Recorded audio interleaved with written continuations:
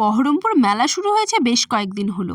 আর এবারের মেলার মূল আকর্ষণ সুনামি রাইড। অনেকদিন থেকে আসবো করছিলাম কিন্তু আসতে পারছিলাম না। ফাইনালি আজকে চলে এসেছি। বন্ধুকে দিয়ে কাটিয়ে নিলাম। টিকিট মূল্য হচ্ছে 10 টাকা। তো ভেতরে ঢুকে দেখলাম যে স্টলগুলো অ্যাজ ইউজুয়াল আগের বছরের মতোই আছে, বাট নতুন কিছু অ্যাড হয়েছে। তো এখানে আমার বন্ধুরা এসেই খাওয়া দাওয়া শুরু করে দিয়েছে। মেলাটা একটু ঘুরে দেখে তারপর খাবে তা না করে এসেই খাওয়া দাওয়া শুরু করে দিয়েছে। তবে এদের এক্সপ্রেশন দেখে বোঝা যায় যে খাবারটা খুব একটা ভালো ছিল না।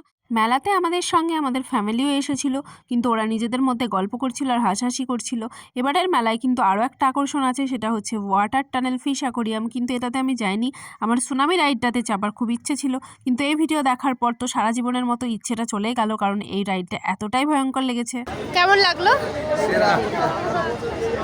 कौन है ये लोग? कहां से आते हैं ये?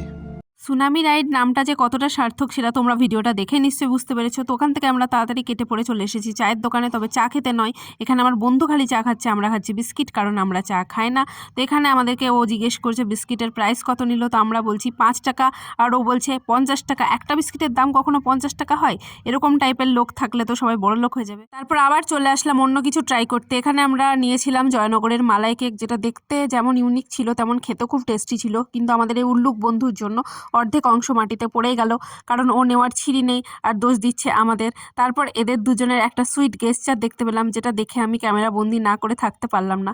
তারপর এবার চলে আসলাম ফ্রাইজ আইটেম ট্রাই করতে। এর মধ্যে এটা ছিল বেবিকর্ন পকোড়া, যেটা খেতে কিন্তু খুবই টেস্টি ছিল। তারপর চলে আসলাম মোমো খেতে, কিন্তু মোমোর টেস্টটা এতটাই বেকার ছিল যে মুডটা খারাপ হয়ে গেল। তো এইভাবেই আমরা চলে আসলাম মেলা থেকে।